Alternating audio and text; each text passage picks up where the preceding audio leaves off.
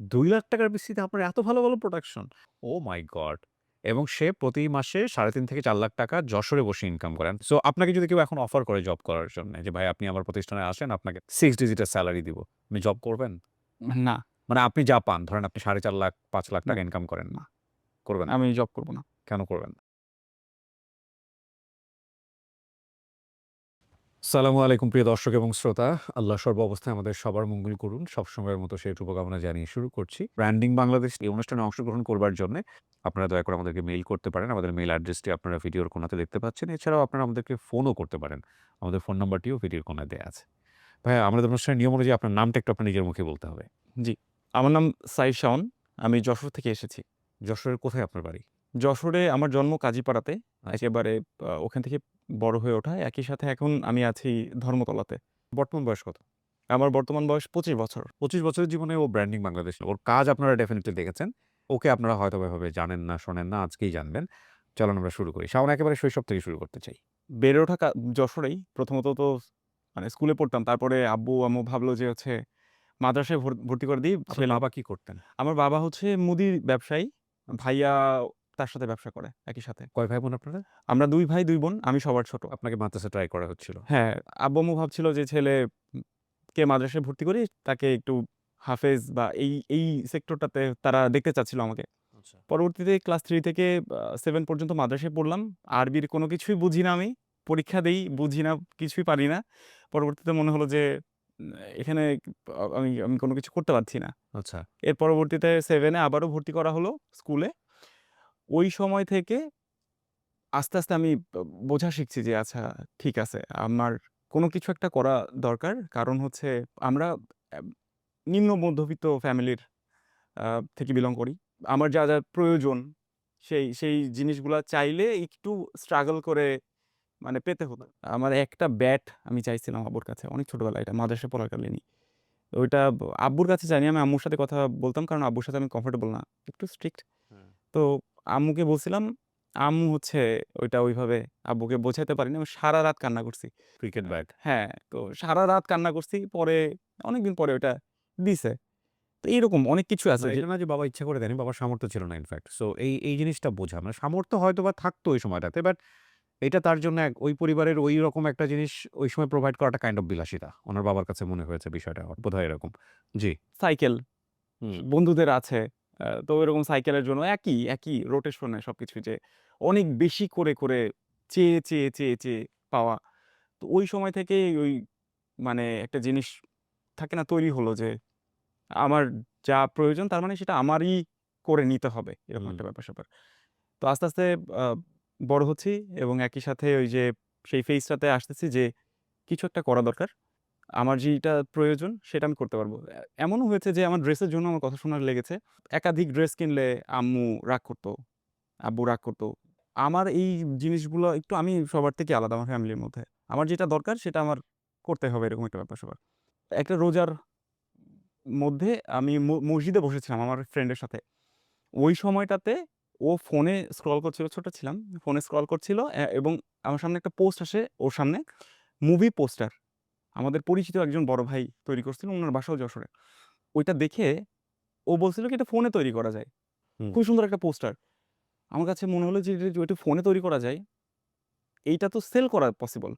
আমি এটা যদি করতে পারি, ডিজিটাল যে পোস্টার গুলো আছে, তাইলে তো এটা আমি সেল করতে পারবো। মূলত ওইটা ফোনে তৈরি করা যায় না। হুম। ওইটা পিসিতেই তৈরি করা যায়। বাট আমি জানিও না কি সফটওয়্যারের নাম, কিভাবে তৈরি করে। আমি কথা বলছি ২০১৪-১৫ সালের কথা। ওকে।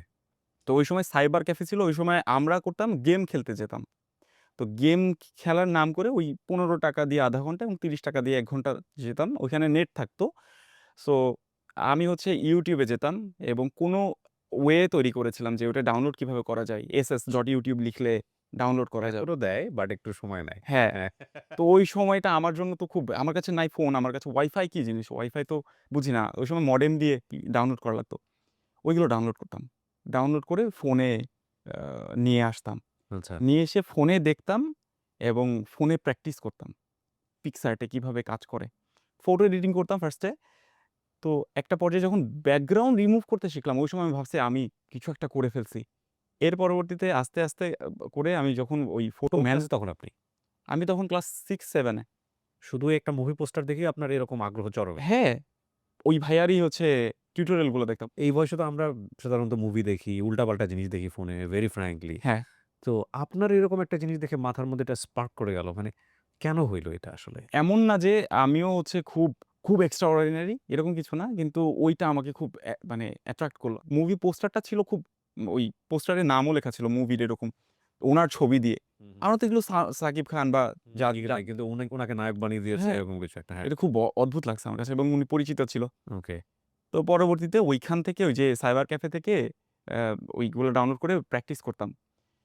একটা পর্যায়ে গিয়ে অনেক কষ্ট করে সেল করা শুরু করলাম। মানে কিভাবে? হ্যাঁ, এটা হচ্ছে আমি ছবি এডিট করে দিতাম অন্যদের। এবং আচ্ছা। আমার মতো তো অনেক ইয়াং মানুষ আছে যারা হচ্ছে নিজের ছবিটা অন্যদের থেকে আলাদা দেখতে পছন্দ করে। হ্যাঁ, আমি করতাম কি ওই যে একটু আলাদা করে দিতাম। এই ফেস রিটাচ করে যতটুকু পসিবল তাদের কাছে সেল করতাম। ১ম দফায় খুবই কম ৳১০ করে এরকম করে সেল করতাম। আমার হাত খরচ বের হয়ে গেলে হচ্ছে ছোট মানুষ। পরবর্তীতে আব্বু-আম্মুদেরকে বললাম যে হচ্ছে আমার একটা কম্পিউটার প্রয়োজন।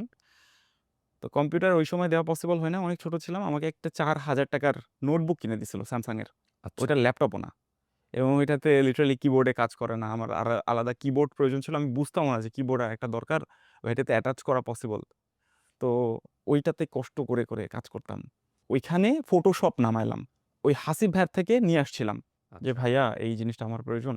কনভিন্স করতে পাত্তা দিত না তো। ছোট মানুষ। কিন্তু এই ৳৪,০০০ জিনিসে ফটোশপ চলে? হ্যাঁ, ২০১৫ সালেরটা। স্পেসিফিক। এখনো আমার কাছে ওই ভার্শনটাই আছে। সংরক্ষণ করে রাখছি। আমার অনেক পুরনো ছবি আছে। প্রচুর স্লো করত। লিটারালি সাউন্ড করত। মনে হতো যে ব্লাস্ট হয়ে যাবে। আমি তো বুঝতাম না। এমন হইছে আব্বু-আম্মু ঘুমায় গেছে। আমরা একটা রুমে থাকতাম। ওই সময়টা আমি যে সময়ের কথা বলছি ২০১৪-১৫ আমরা একটা রুমে থাকতাম। উপরে আব্বু-আম্মু এবং আমি। এমনও হয়েছে যে সবাই ঘুমায় গেছে। আমি কম্পিউটারের ওই সময় ব্যাটারি ওটাতে চলত না। ৳৪,০০০ নোটবুক। আমি হচ্ছে কাজ করছি। ওই সময় থেকে আস্তে আমি ৪ টা ছবি ৳১০০ করে সেল করা শুরু করলাম। মানে লোকজনের ছবি তুলে আপনাকে দিত। জি। আপনি ওই ছবিগুলোকে সুন্দর করে এডিট করে তারপরে তাদেরকে হ্যাঁ, দিতেন। ৳২৫ করে পার ছবি। জি। ওকে, এই ছবিটাতে এরকম কালার গ্রেডিং ভাল লাগবে। আমি আরো নতুন জিনিস শিখছি। যত দিন যাচ্ছে এটা আপগ্রেড করছি মানে স্কিল। ওকে। তখন 6-7 এ পড়েন আপনি। এটা হচ্ছে 8 এর। 8 এ পড়ি ওই সময় ভিএফএক্স এর জিনিসপত্রগুলা দেখতাম টিভিতে। ভাবতাম যে এই জিনিসটা কিভাবে করে? এই যে আপনার ডিভাইস কি তখন? ওইটাই। ওই ৳৪,০০০ র হ্যাঁ, কিন্তু ওইটাতে আমি প্র্যাকটিস করতে তো ডেফিনিটলি পারি না। আমি সফটওয়্যারের নামও জানি না যে আফটার ইফেক্ট এ করা পসিবল।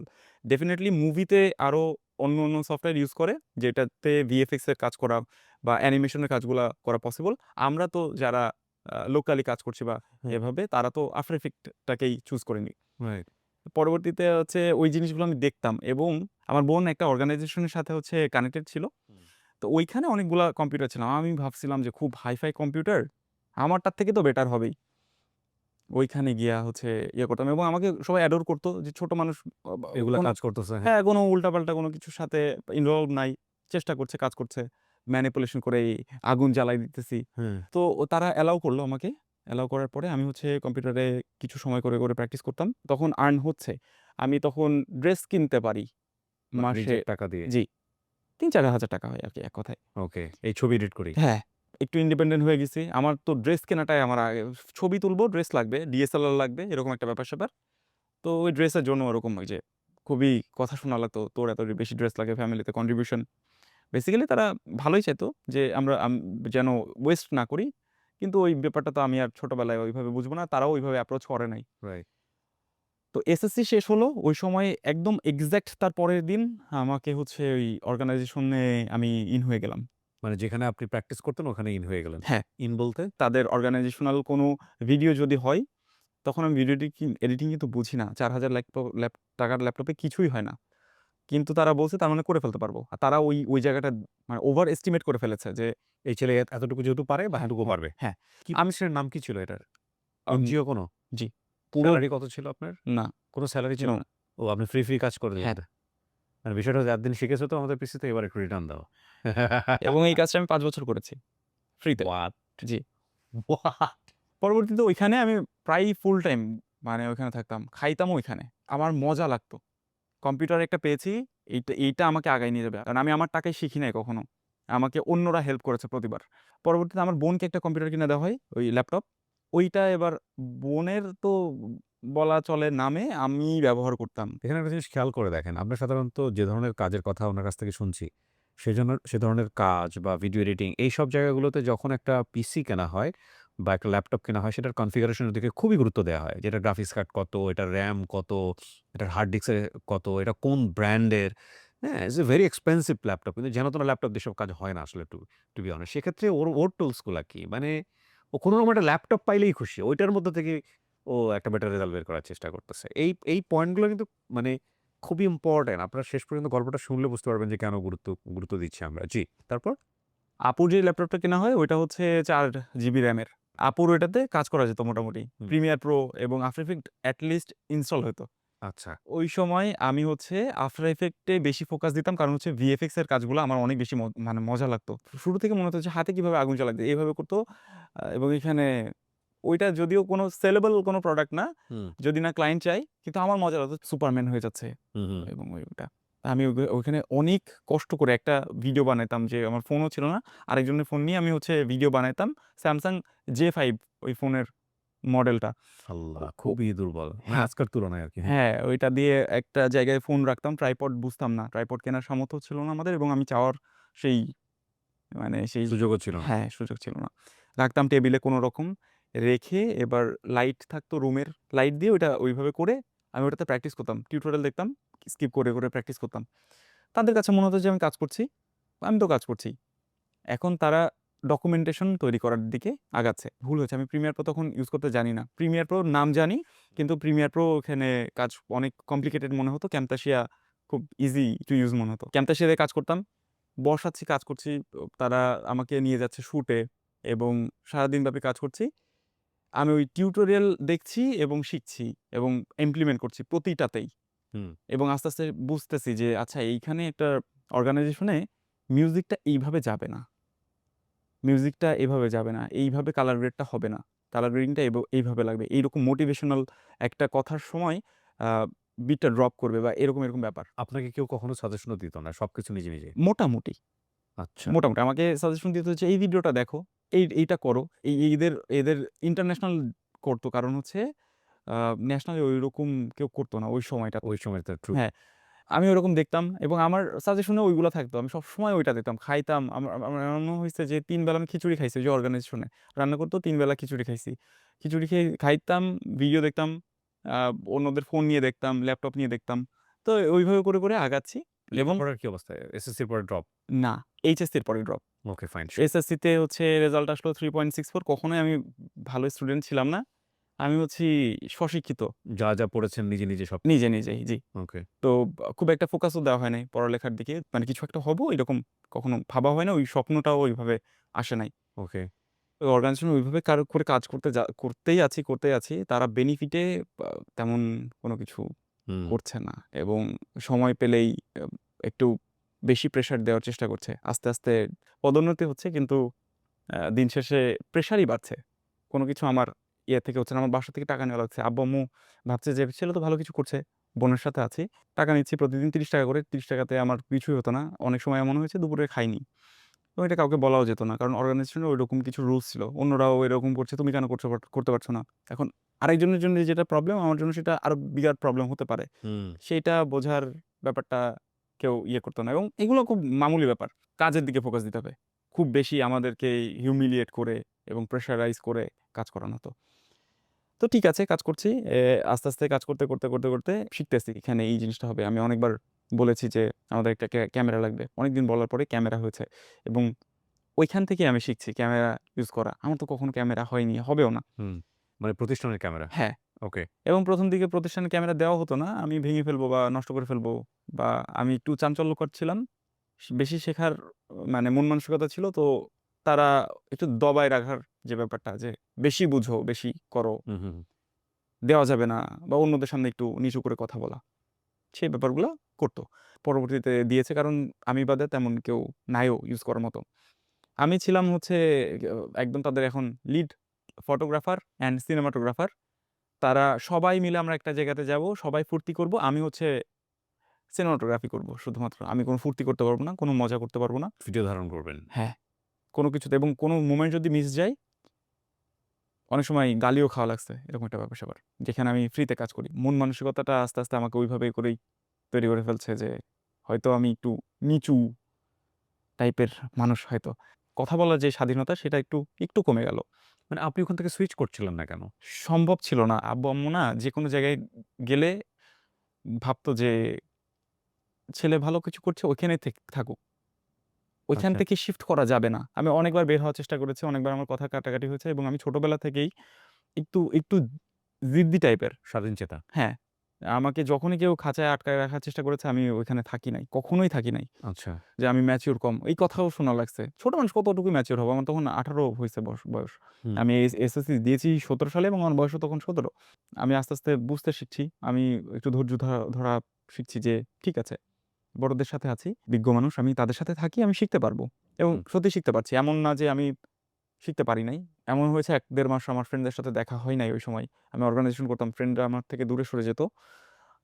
অনেক কথাও শোনা লেগেছে ওই সময়। আস্তে, আস্তে কলেজে ভর্তি হলাম। ওই সময়টা আমি করলাম কি, যাদের ক্যামেরা আছে তাদের থেকে আমি ক্যামেরা ভাড়া নিতাম। ওই সময়টা এমনভাবে ফটো এডিটিং করতাম একটু নাম ছড়াই গেছে যশোরের মধ্যে ওকে, যে, "শাওন ভাই খুব ভালো এডিট করে।" ওইখান থেকে হাত খরচটা বের হয়ে যেত এডিটিং এর পাশাপাশি। ওকে। ১৯৮০ ওই সময়টাতে বেশ কিছুবার আমি বের হয়ে গেছি। যতটুকু লিমিট তার বাইরে গিয়ে আমার উপর প্রেশার ক্রিয়েট হয়ে যাচ্ছে। ওই সময়টাতে তারা ৳৪,০০০ র একটা অফার থ্রো করে সারাদিনব্যাপী মান্থলি। ওকে, ঠিক আছে। তো তখন দেখছি যে আমি ৳৪,০০০ আর্ন করার জন্য তাদের কাছে বাউন্ডেড হয়ে গিয়েছি। যেটা আগে তারা বলতে পারত না, এখন সেইটাও তারা বলছে। আচ্ছা। সেই ব্যাপারগুলাও তারা বলছে। আমি একটা বাউন্ডারি ক্রিয়েট করার চেষ্টা করলাম যে, ভাই আমি এখন থেকে ৫ ঘন্টা জব করব। আগে ছিল ৮ ঘন্টা, আমি এখন 5 আওয়ার্স করছি। ওই ৳২,০০০ সেলারিতে মান্থলি বেসিস আমি ওখানে ৫ ঘন্টা করে ডিউটি করতাম এবং পাশাপাশি বিকালবেলা আমার যখন মানে কিছু কাজ থাকতো, সে কাজগুলা করার চেষ্টা করতাম। হুম। ফটো এডিটিং করছি রাতের বেলা। তখন কি আপনার ল্যাপটপ ওই আপনার বোনেরটাই নাকি? হ্যাঁ। অর্গানাইজেশনে যখন ছিলাম তখন আমি নতুনভাবে পরিচয় হলাম YouTube এর সাথে। আচ্ছা। আমি কল্পনাও করি নাই যে ওই YouTube এর এরকম একটা আলাদা ওয়ার্ল্ড আছে। যেকোনো জিনিস যখনই আমার ভালো লাগতো আমি ওটা ডাউনলোড করে পরে বাসায় দিতাম। যেহেতু বাসায় ওয়াইফাই নাই এবং হুম, আমার ওই রিচার্জ করার মতো অ্যাবিলিটি নাই। সো আমি ওগুলো ডাউনলোড করে ওই সময় পেন ড্রাইভ ছিল, অর্গানাইজেশন ছিল। পেন ড্রাইভ নিয়ে আমার ওই বোনের ল্যাপটপে আমি সারাদিন রাত YouTube দেখতাম। ওই সময়টাতে আবার আমার ডাইভার্ট হয়ে গেল যে আমি ইউটিউবিং করব। অর্গানাইজেশনে তখন বলেছিলাম, হিউমিলিয়েশন ও হয়েছি যে, "আমরা আছি তো, তুমি কেন করবা? তোমার ফেস কেন? তুমি পার্সোনালি কেন করবা?" অনেক কিছু করার পরে ওটা হলো। কিছু মানুষ ছিল যারা আমার সাথে অ্যালাইনড ও একসাথে করতাম। হুম। ওই ওইভাবে করে আমরা ভিডিও করা স্টার্ট করলাম। মানুষ দেখছিল এবং পছন্দ করছিল। এর পরপরই ১৯ সালে আসলো TikTok এর পিরিয়ড। আমি দেখছি ইউটিউবিং হচ্ছে না। তখন আমি ভাবলাম যে যারা এই বড় ইউটিউবার আছে তাদের সাথে কানেক্ট হই।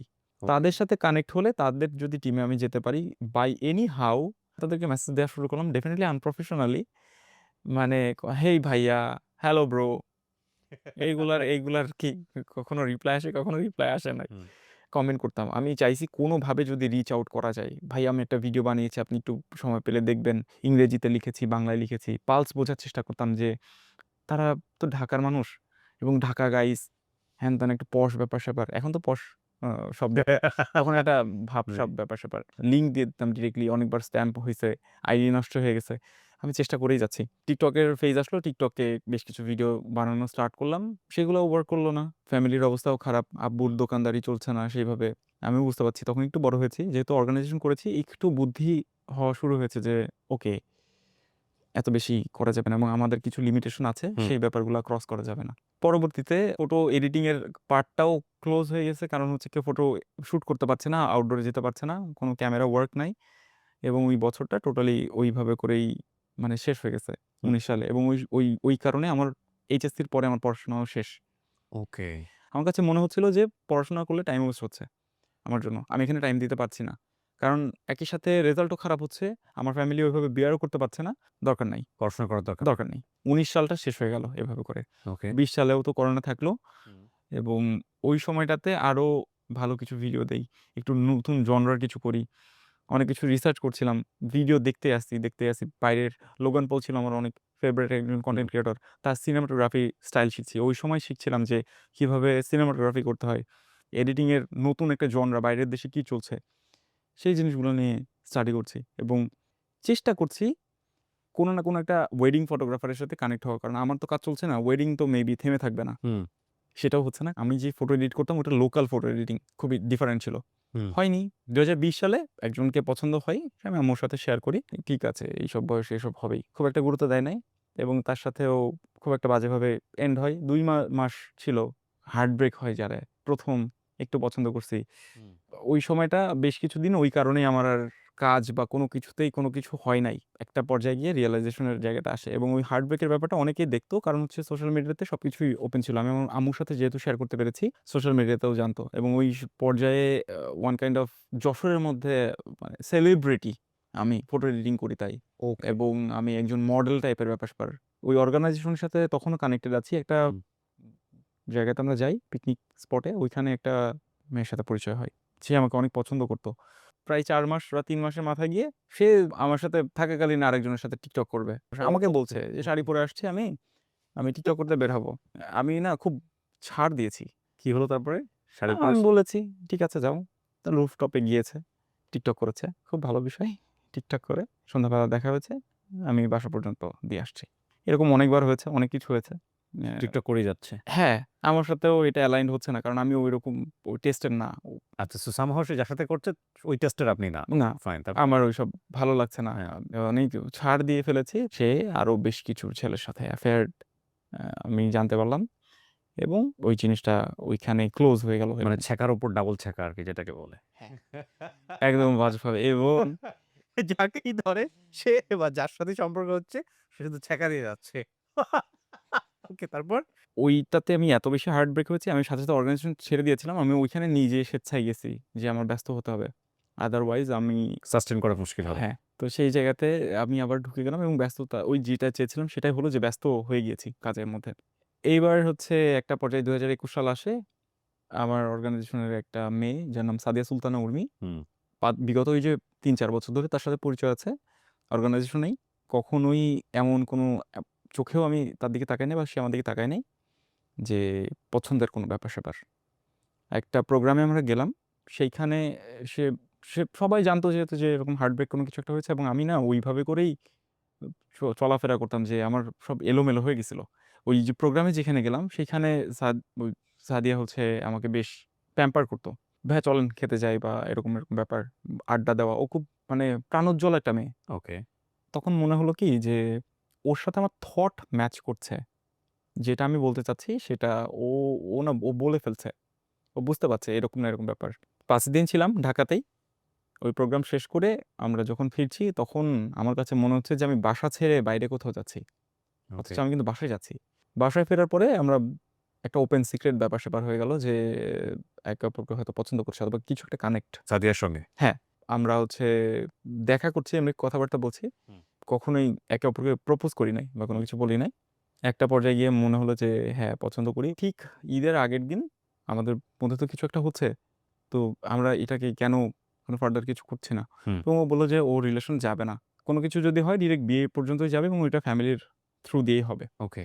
তার ঠিক কিছুদিন পরে দেখা সাক্ষাৎ করছি, কথাবার্তা হচ্ছে। তখন আমরা আনঅফিসিয়ালি একটা রিলেশন এ চলে গিয়েছি। ওকে। এবং সেটাও আমি আম্মুর সাথেই শেয়ার করেছি। পরিবারের অনেক ছেলেপেলে থাকে যাটা হচ্ছে মায়ের আঁচল ধরে বড় হয় এবং সারা জীবন ওইভাবেই থাকে। আম্মুর সাথে শেয়ার করেছি, আম্মুর সাথে দেখাও করাইছি। দেখা করানোর পরে আমার ৭ মাস হয়ে গেছে। তো আম্মুকে আমি বললাম যে, "আম্মু আমি আ বিয়ে করতে চাচ্ছি।"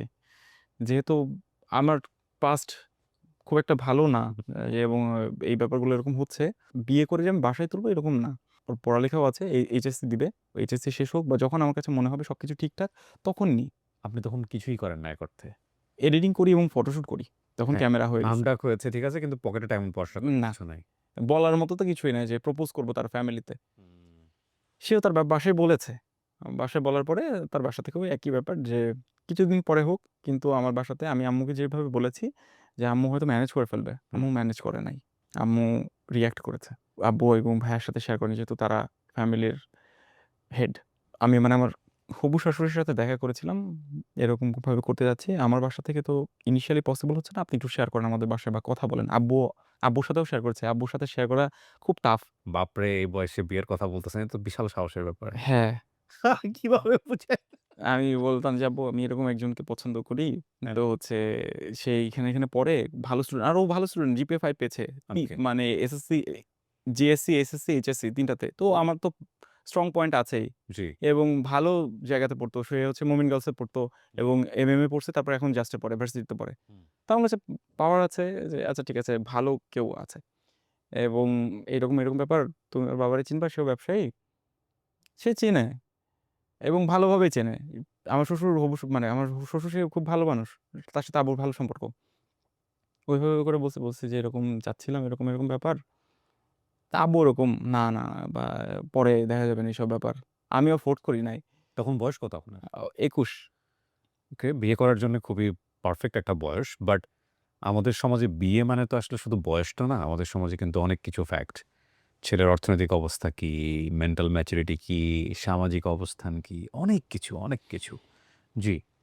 তো আম্মুর না পেরে আম্মুর সাথে শেয়ার করলাম যে, "আম্মু আমি হচ্ছে এট লিস্ট কাবিনটা করে রাখি। যেন হালাল হয় ব্যাপারটা। আমরা কথাবার্তা ঠিকই বলছি। আ কিন্তু হচ্ছে জিনিসটা কিন্তু হালাল হচ্ছে না। এবং আমি আমার কাজে ফোকাসও করতে পারছি না। লুকোচুরি করে কেন হুম। কথাবার্তা বলব বা আর দেখ মনের মধ্যে তো একটা ভয় আছেই। হ্যাঁ, যে এর আগে ২ টো সম্পর্ক টিকে নাই। সো এটাও হুম। তো এরকম যেকোনো সময় হয়ে যায় তো বিশাল ধাক্কা হয়ে যাবে। জি। পরবর্তীতে আমি আমার মতো করে বিয়ে করি। ও নিজে করে ফেলেন জি। আ গোপনে। গোপনে বলতে কি আমি একদম গোপনে না। আমার ওয়াইফের বড় বোন এবং তার হাসব্যান্ড তারা প্রচুর সাপোর্ট করছে এবং শাশুড়িরা জানতো। কিন্তু শ্বশুর একটু রাগী। তো এইজন্য শ্বশুরকেও জানানো হয়েছিল এবং আমার মা জানতো। আব্বু, ভাইয়া, ভাবি সবাই খুব রাগ করছে বোনরা। কথা শোনা লাগছে প্রায় ৩-৪ বছর। এখনো শোনা লাগে না। প্রচুর কথা শোনা লাগছে এবং আপনাদের দুজনেরা ভালো আছেন মানে দুজনের প্রতি সম্পর্কটা ঠিক আছে তো? হ্যাঁ, আলহামদুলিল্লাহ। হ্যাঁ, পারফেক্ট আলহামদুলিল্লাহ। এটাই সবচেয়ে গুরুত্বপূর্ণ। বাকি বিষয়গুলো আসলে গুরুত্বপূর্ণ না। বিয়ে হয়েছে ২১ সালের ডিসেম্বরের ২৩ তারিখে। আমার হচ্ছে জানুয়ারির ১০ তারিখে জব হয়ে গেছে। মাশাআল্লাহ। বিয়ে তো বরকত। হ্যাঁ, জব যখন হয়ে গেল ওইটা হচ্ছে ৳৮,০০০ স্যালারির আইটি পার্কে, যশোরের আইটি পার্কে। ওকে। ৭ মাস জব করছি। ওই সময়টা আমার কাছে মনে হচ্ছে যে এই জবটা আমি সেলারি ঠিকই পাচ্ছি। কিন্তু এইটাতে কোনো মিশন নাই। এমন হইছে আমি অফিসে বসে ওয়েব সিরিজ দেখছি। কেউ জানেও না। পুরো একটা ওয়েব সিরিজ দেখছি। কাজ যা দিচ্ছে তা আমি করে ফেলছি। কোনো প্ল্যানিং নাই, কোনো কিছু নাই। আমার কাছে ভালো লাগছে না। আমি আমার ওয়াইফের সাথে শেয়ার করছি যে, এটার জন্য আমি না। আমার এর থেকে বেটার কিছু করতে হবে বা বেটার করতে হলেও আমাকে ইমপ্লিমেন্ট করা উচিত। কোনো একটা কারণবশত ঢাকাতে বাইক বিডির সাথে আমার একটা জবের হয়। বাইক বিডি কি কাজ করায়? ভিডিও এডিটিং এর। জোজো ভাইয়ের সাথে আমার যোগাযোগ হয়েছিল। জাহিদ হাসান জোজো। আমি খুব কষ্ট করে তার অ্যাপয়েন্টমেন্ট নেই হুম। ফোনে। মানে পারলে আমি হাতে পায়ে ধরে হচ্ছে কনভিন্স করি যে আমি পারি। আমি তখন আফটার ইফেক্ট প্রপার পারি না। আমি বলছি আমি পারি। ঢাকায় তো আরো অনেক প্ল্যাটফর্ম ছিল। Why bike BD? কারণ সবার সাথে আমার কানেকশন হয় নাই। ওকে। কারো সাথে আমার ট্রাই কানেকশন হয় না। করছেন হয়তোবা হ্যাঁ, দেওয়া হয় নাই। ওকে আমি ফাইন। অনেকের সাথে ট্রাই করেছি। Okay fine. হয় নাই। কত সালের গল্প এটা? এটা ওই ২১ এর শেষের দিকে। মানে আসলাম। তখন ১ম আমি ঢাকাতে আসি জবের জন্য। ওকে। কিছুই চিনি না। আমি খুব খুশি। আমি বিল্ডিং দেখছি এবং আমি ভাবছি যে আমি স্বপ্ন দেখছি। কোথায় থাকবো? বাইবিডির ২ জন ভাই ছিল, যারা জব করতো তাদের সাথে ফ্ল্যাটমেট হিসেবে। সবার ছোট, তারাও সেইভাবেই ট্রিট করেছে। যে মফস্বলের ছেলে, একটা পর্যায়ে না পেরেও তাদের সাথে থাকতে পারলাম না। একটা ফ্ল্যাট আমি রুম দেখেছিলাম, সেই রুম ভাড়া করেছিলাম। যে এই রুমে আমি থাকবো একা সিঙ্গেল। পরবর্তীতে জানা যায় যে ৩১ তারিখ ওইদিন। ওহ! জানা যায় যে ওই রুমটা আরেকজন নিয়ে নিয়েছে। ওহো! আমার ওই সময় আমি দিশেহারা হয়ে গেছি। যে আমি কি করব? আমি হাউমাউ করে কাঁদতেছি রাস্তায় বসে। ওই রাতটা আমি বাইরে থাকলাম। ব্যাগ ব্যাগ ছিল। বাইরে বলতে কোথায়? বাইরে বলতে রাস্তায়, জিগাতলাতে। আর রুম পাওয়া যায় নাই। আমি আমার মতো করে খুঁজলাম। খোঁজার পরে বছিলাতে একটা বাসা পাইছি। আব্বু-আম্মু ওদিক থেকে প্রেশার দিয়ে যাচ্ছে এটা না ওইটা। ব্যাচেলরের বাসা পাওয়া যে ঢাকা শহরে কত কঠিন। এটা যদি কেউ মানে ব্যাচেলর লাইফ এ যদি ঢাকা শহরে ডেফিনিটলি আপনার যদি সময় কেটে থাকে তাহলে আপনি বুঝবেন যে এটা ইস টাফ। মানুষই মনে করা হয় না রে ভাই এদেরকে কেন বাড়িওয়ালারা মানুষই মনে করে না। Sorry to say. ওকে। তারপর? তো বছিলাতে ওখানে একজনের সাথে ফ্ল্যাট। সে আবার একটু ডিফারেন্ট কাইন্ড অফ মানুষ। উল্টাপাল্টা মিথ্যা কথা বলে। বলল বিবাহ মানে বিয়ে করে নাই। আমি বাইরে থেকে শুনি সে মানে বিবাহ করছে। সেখানে ছিল। তার ওয়াইফের সাথে ডিভোর্স হয়ে গেছে। সে কারণে রুম ভাড়া দিতেছে। আগে সে তার ওয়াইফই থাকতো। হতে পারে উল্টাপাল্টা কোনো কিছু। এরকম করে ১ মাস আমি কাটালাম ওখানে কোনোভাবে। তখন আপনি বাইক বিটিতেই? হ্যাঁ, বাই বিড়িতেই। ওকে। তো আমি ওখান থেকে যে করে হোক অনেক কষ্ট করে শিফট হইছি। রাতের বেলা শিফট হইছি আমার এক ফ্রেন্ডের মাধ্যমে। শিফট হওয়ার পরে যেই নতুন ফ্ল্যাটে আসলাম, এই ফ্ল্যাটটা আলহামদুলিল্লাহ খুবই ভালো। আমি থাকলাম বারান্দায় আরেকজন ফ্ল্যাটমেটের সাথে। আর অফিস ছিল লালমাটি, আমি হেঁটে, হেঁটে যাতায়াত করতে পারতাম। ঢাকাতে যখন শিফট করছি তখন কিন্তু আমার ওই বোনের যে ল্যাপটপটা ছিল ওইটা নিয়ে আসছি। আমি ভাবছিলাম যে রাতের বেলা ফোনে রিডিং করে আরেকটু আউটসোর্স হুম। করব। পসিবল হয় নাই ওইটা। কারণ বাইক বিডি ওই সময়টা আমাকে দেয় নাই। আমাদের অফিস টাইম ছিল ১০টা থেকে ৬টা বা এরকম ৭টা পর্যন্ত। মোস্টলি আমি বাসায় আসছি ৯টা থেকে ১০টার দিকে রাত। ওকে। ওই সময়টা আমি মোহাম্মদপুরে আছি এবং ওইখানে খুব ভালো আছে আলহামদুলিল্লাহ, কোনো অসুবিধা নাই। ওই সময়টাতে আমার মনে হলো যে করেই হোক আমার বাইক বিডি ছাড়তেই হবে। যতটুকু বলা পসিবল বাসায় বলি। আব্বু-আম্মু এই যে সেই সেম কথা যে ভালো জব ছেড়ে আসা যাবে না।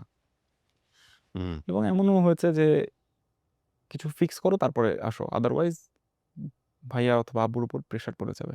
অনেক বেশি প্রবলেম হচ্ছে। রান্না কি করব? আমি রান্না করতে পারি না। অ্যাডজাস্ট করতে প্রবলেম হচ্ছে। জি।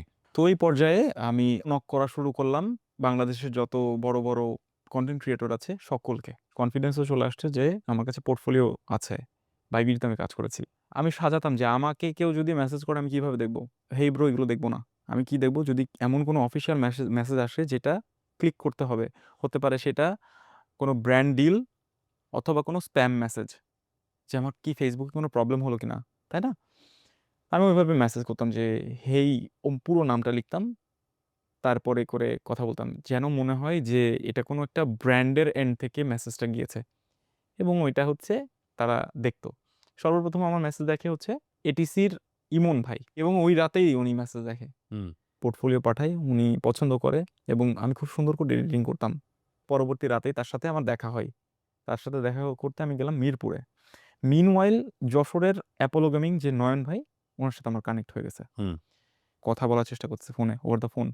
কারণ ওভার দ্য ফোন হচ্ছে আমার পাওয়ার। আমি ওভার দ্য ফোনই কথা বলি। টেক্সটে কথা বলি না বা কোনো জায়গাতে কথা বলি না। হুম। আমার কাছে মনে হয় না আমি কনভিন্স করতে পারব না যেটা আমি চাচ্ছি। বাইক বিডিতে তখন সেলারি পাচ্ছি ৳১৮,০০০, আমি ওটা বলি নাই। আমি বললাম যে আমার এক্সপেকটেশন ৳১৫,০০০। উনি ওকে বলল। এখন আমি এটিসির সাথেও কাজ করছি এবং নয়ন ভাইয়ের ওইখানেও যদি চলে যাই, ২ টা যদি কাজ হয় তাহলে তো ডেফিনিটলি আমার 30K এর মতো হয়ে যাবে। হুম। মিনওয়াইল আমি যখন বাইক বিডি থেকে বের হতাম সন্ধ্যা ৮টা-৯টার দিকে, হুম। ওই সময়টা বাসে করে চলে যেতাম মিরপুর।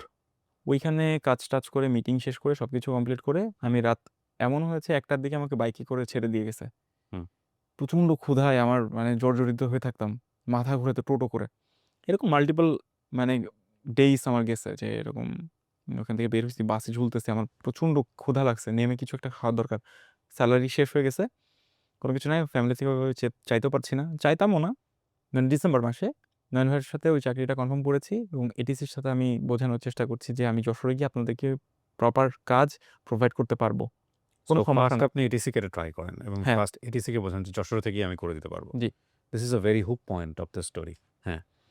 তো ঢাকার কাজ যশোরে বসে। জি। তো আমার তখন পিসিও নাই এবং আমি সবকিছু ফ্র্যাঙ্কলি শেয়ার করি এবং বোঝাই যে ভাই আমি ট্রাই করছি, আপনারা আমাকে একটু সুযোগ দেন। আমি আপনাদেরকে ওই আউটপুটটা দিতে পারবো। কোনো অসুবিধা নেই।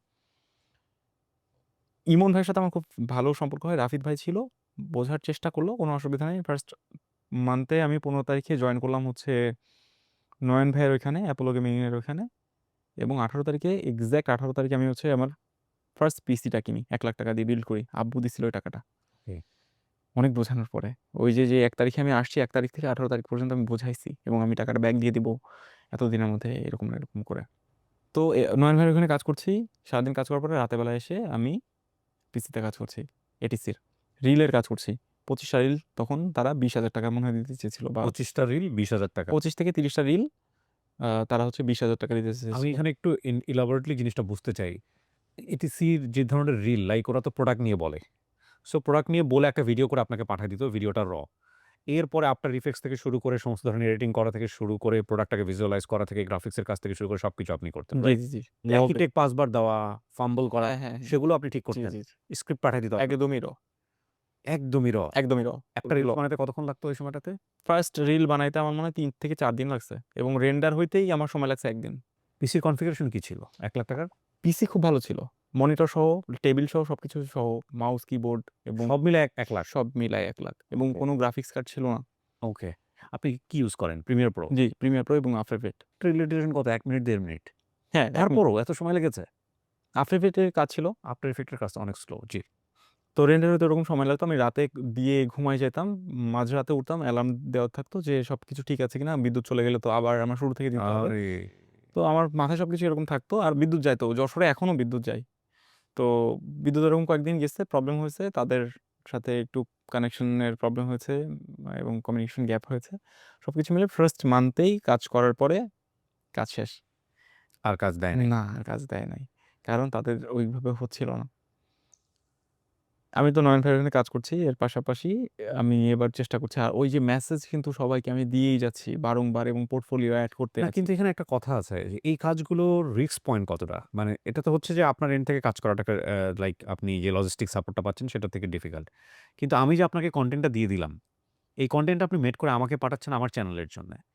এটা আপনার এন্ড থেকে যদি আপনি কোন চ্যানেলে আপলোড করে রাখেন আগে থেকে, আপনি তো উল্টো আমাকে কপিরাইট দিয়ে দিতে পারবেন। হুম। তো এটা রিস্কি না এরকম ওভারসিজ কাজ করা? দেখেন ওইভাবে কিন্তু চিন্তা করা হয় না। কারণ হচ্ছে ওই যে একই ব্যাপার যে বলেন চিন্তা করা হয় না। এই চিন্তায় তো আমি কাউরে কাজই দেই নাই আজ পর্যন্ত। সরি আমি অনেক ইনফর্মাল হয়ে গেছি। মাত্র ৩ টা কপিরাইট একটা চ্যানেলের জন্য শেষ। না, অনেক প্রফেশনাল হাউস তো তৈরি হয়েছে। এখন তো এভাবে যেতে হবে ছাড়া তো কোনো উপায় নাই। মেইনলি হয়েছে কি যে আমি তো ওই যে ফিজিক্যালি তাদের সাথে দেখা সাক্ষাৎ করতাম এবং শুটেও গিয়েছি। আমি কিন্তু সাভার গিয়েছি এটিসি এর সাথে শুটে। ওকে। শুক্রবার ছিল। সো ওই মিউচুয়াল আন্ডারস্ট্যান্ডিং টা ছিল। জি, জি। ট্রাস্টটা না করলেও তো সমস্যা। চ্যানেল দাঁড় করানো তো সমস্যা। এবং সবভাবেই চেষ্টা করেছি যে আমি বাইক বিডিতে সিনেমাটোগ্রাফিতে করতাম।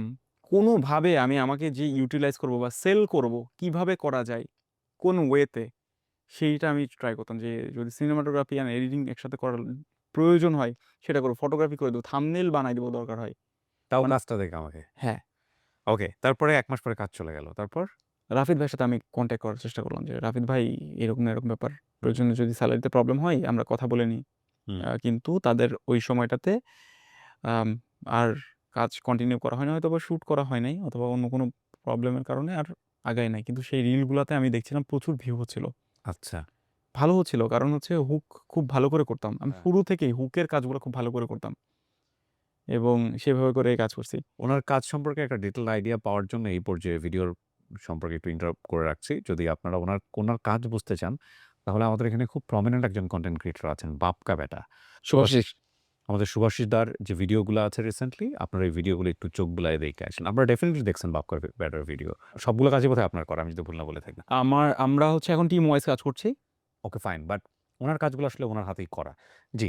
আরো অনেক গল্প আছে। জি, তারপর আমরা যাই। হ্যাঁ। তো এবং এইটা দেখে আমার মাথা খারাপ হয়ে গেছিল যে এই কাজ বাংলাদেশে কে করছে? পরে আমি উনার সন্ধান পেলাম যে finally he is the man and he has a story. পরবর্তীতে নয়ন ভাইয়ের সাথে আমি তো কাজ করছি। আর এর পাশাপাশি আমার যতটুকু মনে আছে এসপি ক্রিয়েশন সিয়াম ভাই, হ্যাঁ, উনার হচ্ছে ফিডব্যাক আসে। ওই যে মেসেজ করতেই আছি আমি সবাইকে ওকে। যেইভাবে পসিবল আ আউটরিচ করতে আছি। তো সিয়াম ভাইয়ের সাথে কনট্যাক্ট হয়। খুবই লো বাজেটে কাজ স্টার্ট করি আমরা। আমার তখন কাজ স্টার্ট করা প্রয়োজন। সিয়ামের ভিডিওতে তো এই ধরনের কাজের প্রয়োজন হয় না। না, না, না। তাহলে? উনারটা আমি সবার কাজ করছি এবং একটা পর্যায়ে আমার এটা ছিল, টার্গেট ছিল যে আমি বাংলাদেশের সব এ লিস্টারদের সাথে কাজ করব। সো সিয়ামের কাজে আপনি ওখানে কি ধরনের ইনপুট দিতেন? ফানি এবং উনার ওই সময় উনি শুধু ব্যাকগ্রাউন্ডে মিউজিক দিত, একটা মিম টেমপ্লেট বানাইতো, আপলোড হ্যাঁ, করে দিত, নাথিং এলস। ওকে, আমি ওইখানে কালার গ্রেডিং করেছি সুন্দর করে। ওকে, আমি একদম যেখানে সাউন্ড ইফেক্ট এর যেটার প্রয়োজন ছিল সেখানে সেটা দিয়েছি। যেখানে যে ইফেক্টটার প্রয়োজন এক্সাক্ট সেটা করেছি যেটা আমরা ইন্টারন্যাশনালি মানে বড় উম ফানি ভিডিওতে দেখি। ওকে। সেইগুলা এখানে ফলো মানে করেছি। তো সিয়াম ভাই ডেফিনিটলি খুব ভাল লাগছে। আমরা কিছু সিনেমাটিক কাজও করেছি। নয়ন ভাইয়ের সাথে কাজ করছি। একটা পর্যায়ে গিয়ে অনেকে অ্যাটাচ হতে থাকছে আমার সাথে। আমার না এরপরে আর কারো ওইভাবে নাম আর আমি মনে রাখি নাই। মানে সাইমালটেনিয়াসলি তখন সবাই হ্যাঁ, আসলো। সবাই আসতেছে TikTok থেকে। আমি TikTok এ ভিডিও বানাচ্ছি। ওই সময় আ আম আ বা যশোরে একটা ছেলে ছিল যে TikTok এ ভিডিও বানাতো। তার প্রায় ৩ মিলিয়নের মতো মনে হয় মানে ফলোয়ার ছিল TikTok এ। ওর সাথে আমি কথা বলা স্টার্ট করি যে আমি ব্র্যান্ডিং করতে চাই, সেলফ ব্র্যান্ডিং।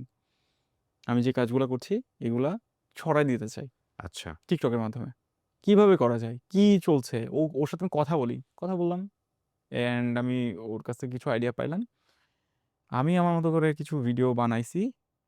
কিন্তু সেগুলো চলে নাই। যখনই আমি একটু মানে এডিটিং বা প্রোডাক্টিভিটি বা স্পেশালি যদি বলি হুম। টাকা শো করছি টিকটকে, তখন হচ্ছে ওইটাতে ভিউ হয়েছে। মানুষ লোকজন দেখা শুরু করে। মানুষ দেখতে শুরু করেছে এবং তাদের খুব আগ্রহ, "ভাই আপনি করেন কি?" আমি বুঝলাম যে আচ্ছা ঠিক আছে। শো অফ করে একটা পর্যায়ে এটা করা যায়। যেটা আমি পছন্দ করি না, এটা করবও না। তাও আমি তখন কাজগুলার ডিটেইল জিনিসপত্রগুলা শেয়ার করা শুরু করলাম যে, সিয়াম ভাইয়ের ভিডিও আমি এডিট করছি, হামজা ভাইয়ের ভিডিও আমি এডিট করছি, colour grading before and after. মানুষ দেখতেছে মাথা নষ্ট হয়ে যাইতেছে। ও আচ্ছা এগুলার এরকমও থাকে, এরকম ফুটেজ থাকে। কেউ তো বিশ্বাসও করে নাই যে লগ ফুটেজ এত ডাল থাকে। আমাকে বকা দিতেছে যে, আপনি এডিট করে আমার এরকম দেখাইতেছেন। তো আমি তখন বিফোর আফটার করতেছি, মানুষজন ওইটার থেকে আমাকে ইনবাউন্ড করতেছে অনেকে। শুভাশিস ভাইয়ার সাথে আমার পরিচয়টা খুব ইন্টারেস্টিং। তখন আমি কাজ করছি 10 মিনিট স্কুলের সাথে। ওকে। আমার মধ্যে একটা ভারত চলে আসছে। যে 10 মিনিট স্কুলের সাথে কাজ করি আমি। আমি শুধু 10 মিনিট স্কুলের সাথে কাজ করি সেই ব্যাপারটার জন্য না, আমি বাংলাদেশের অন্যতম একজন ভালো এডিটর। ওই সময়টা আমি যখনকার কথা বলছি সেটা কিন্তু 23 সালের কথা। ওই সময়টা আমি অলমোস্ট 80% এ লিস্টার্সদের সাথে কাজ করা কমপ্লিট আমার। এবং আমি একদম ফাইনালে এসে 10 মিনিট স্কুলের সাথে কাজ করছি। আয়মান সাদ্দিক ভাইয়ের সাথে কাজ করছি। মুনজারিন আপুর সাথে আমার কথা হয় ফোনে। আমি কয়েকটা কাজ করেছি এবং খুবই ভালো আউটপুট দিয়েছি। খুবই ভালো আউটপুট। এটা 24 ঘন্টার মধ্যে 1 মিলিয়ন ভিউ হয়েছে। ২ টা ভিডিও দিয়েছি, ২ টারই একই অবস্থা। সুভাষিস ভাইয়ের সাথে আমার কনট্যাক্ট হয়েছে। সুভাষিস ভাই আমাকে নক করেছে এবং আমি না তখন মাল্টিপল কাজ একা করতাম। কারণ ঐরকম এডিটর তখন নাই বাংলাদেশে এবং যারা আছে তারা কাজ করতেছে ইন্টারন্যাশনালি। আমি কেন ন্যাশনালি কাজ করছি বা লোকালি কাজ করছি? কারণ হচ্ছে আমি দেখছি কি সবাই না ইন্টারন্যাশনালি ফোকাসড। ওই জায়গাটা খুব স্যাচুরেটেড করে ফেলেছে। Freelancing, fibre, Upwork. আমার কাছে মনে হলো বাংলাদেশের যে মার্কেট প্লেসটা আছে এইটা একেবারেই মানে ডাল যাচ্ছে। ডাল যাচ্ছি এবং এই জায়গাটায় আমরা ভালো খুঁজেও পাই না টু বি হ্যাঁ, অনেস্ট। এমন হতে পারে যে ওনারা হয়তো ভালো পয়সা পান ওখান থেকে। যে হুম, কারণে হয়তো আমাদের নিয়ে চিন্তাও করেন না। হ্যাঁ। জি, জি। তো এখানে আমার মনে হয় এখানে যদি আমি ওই সেম জিনিস আমি এখানে দেখাই দিতে পারবো এবং যদি এখানে করতে পারি, সো এখানে আমার পরিচিতও হবে। আমার মাথায় ওই সময় থেকে এটাই ছিল। আমি ২৩ সালের কথা বলছি। তো আমি ওইটা স্টার্ট করলাম এবং ওটা কাজ করে গিয়েছে। সুভাষিস দার সাথে আসি একটু। হ্যাঁ। ভাইয়া আমাকে একটা প্রজেক্টের খুব আর্জেন্ট একটা প্রজেক্ট যেটা হচ্ছে ব্র্যান্ডেড প্রজেক্ট ছিল এবং উনি খুব কমিটেড একজন পারসন। হুম, খুবই ডিসেন্ট। উনি আমার উপর ট্রাস্ট করে ওই প্রজেক্টটা দিয়েছেন। আমি ওটা ডেলিভারি করতে পারি নাই। হুম। কারণ আমি মাল্টিপল প্রজেক্ট তখন হ্যান্ডেল করছি। পরে উনি আমাকে খুব বকা দিয়েছে। বকা দেওয়ার পরে আমিও খুব একটা পাত্তা দিই নাই যে আচ্ছা ঠিক আছে, সমস্যা বকা-টকা নেই। খাইছি জীবনে এরকম বহুত। হ্যাঁ, কাজ করতে গেলে এরকম প্রবলেম হবে। সমস্যা নেই। আমার তো কাজ আছেই। হ্যাঁ। পরবর্তীতে উনি যখন আবার নক করে তখন আর আমি সুযোগ ছাড়ি নাই। তখন একদম বেস্টটা দিয়েছি।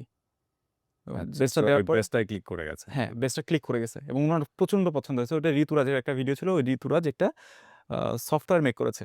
এরকম। তো ওইটার এডিটিং করে দিয়েছিলাম। উনার কাছে খুবই ভালো লেগেছে। ব্র্যান্ডের কাছে খুবই ভালো লেগেছে। একটা ভিডিও বানাতে কতক্ষণ লাগে? এখন হ্যাঁ? আমার এরকম হয়েছে যে একটা ৬ মিনিটের ভিডিও আমি ১৮ দিন ধরে এডিট করেছি। ১৮ দিন একটা ভিডিও। আপনি যে ভিডিওগুলো এডিট করেন সেগুলোর ডিউরেশন খুব বেশি থাকে না বোধহয় না? ১ থেকে ২ মিনিট বা ৩ মিনিটের। না, আমি বড়গুলোই কাজ করি। বড়গুলো বলতে কত মিনিটের সর্বোচ্চ? আমি ১০ মিনিটের ১০ মিনিট। Okay fine. এভাবে করে কাজ করতে একটা পর্যায়ে গিয়ে আমার ওই শুভাশিস ভাইয়ের সাথে ওই কাজগুলা কন্টিনিউ হতে থাকে। অন্যান্য যারা কনটেন্ট ক্রিয়েটর আছে তাদের কাজগুলাও নিতে থাকি। ফাইন।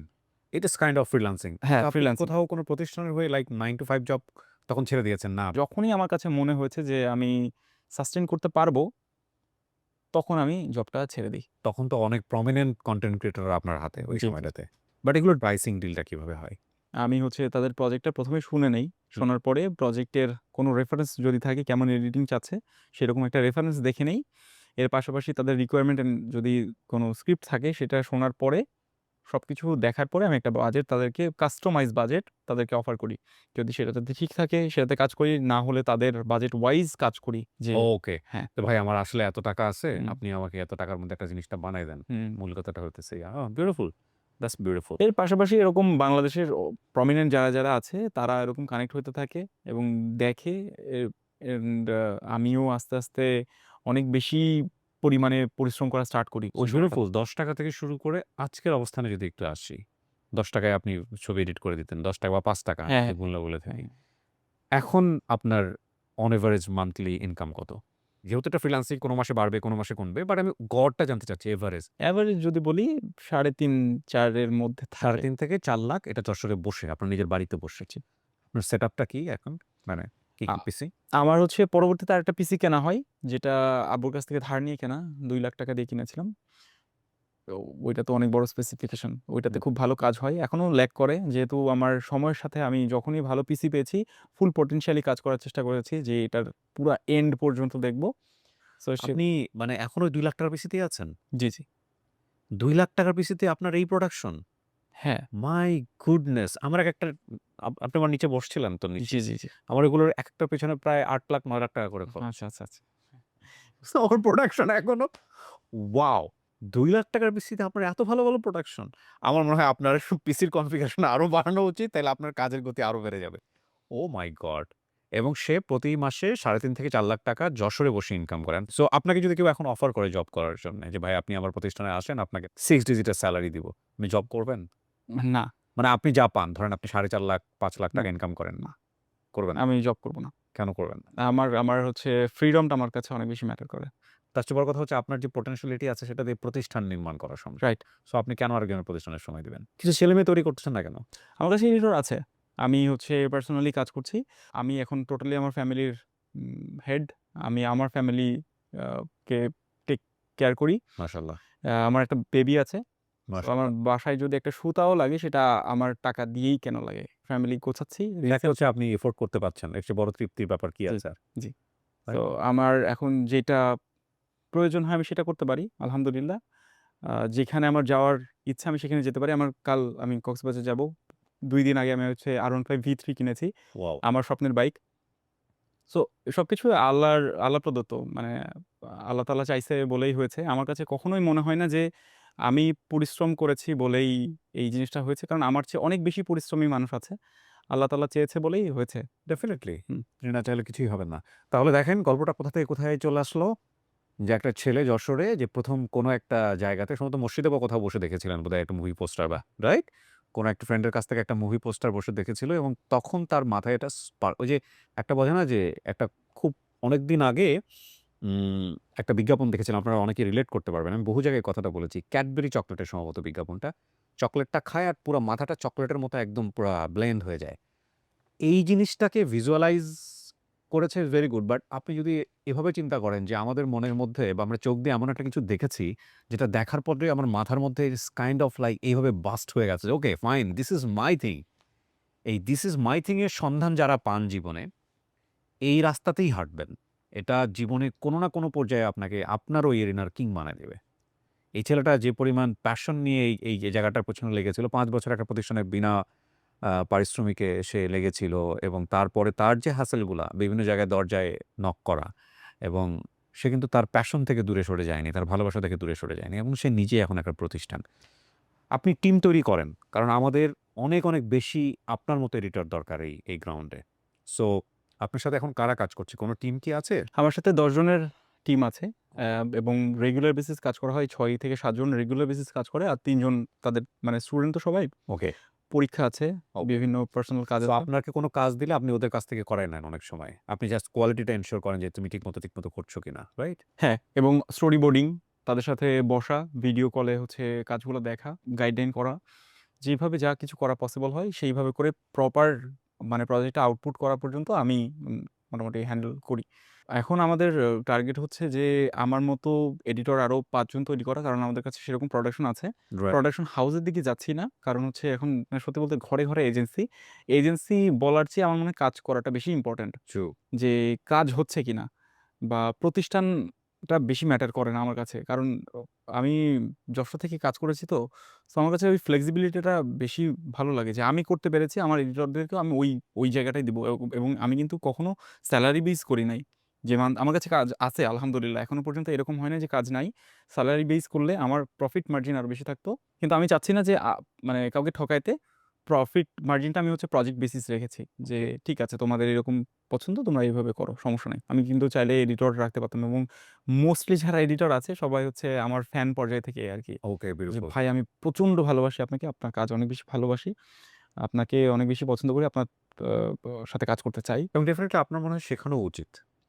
আপনি যদি দিনের একটু অল্প কিছু সময় বের করেও যদি এই চিন্তাভাবনা করেন যে আপনি পুরা বাংলাদেশকেই যদি আপনার মনে করেন যে না আপনার মতো ছেলেমেয়ে যারা আছে তাদেরকে আপনি একটু শেখাইতে চান।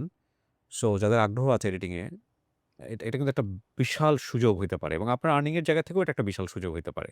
আপনি কেন চিন্তা করছেন না? আমি হচ্ছে অলরেডি কাজ করছি। যদি আপনি ওকে, দেখে থাকেন আমি হচ্ছে বেশ কিছু ভিডিও বানিয়েছি যেখানে লাখের উপরে ভিউ হচ্ছে আমার প্রোফাইলেই। ওকে। এবং এটাতে আমার আমার এখন আমি কোর্স একটা লঞ্চ করেছিলাম যশোর বেসিস।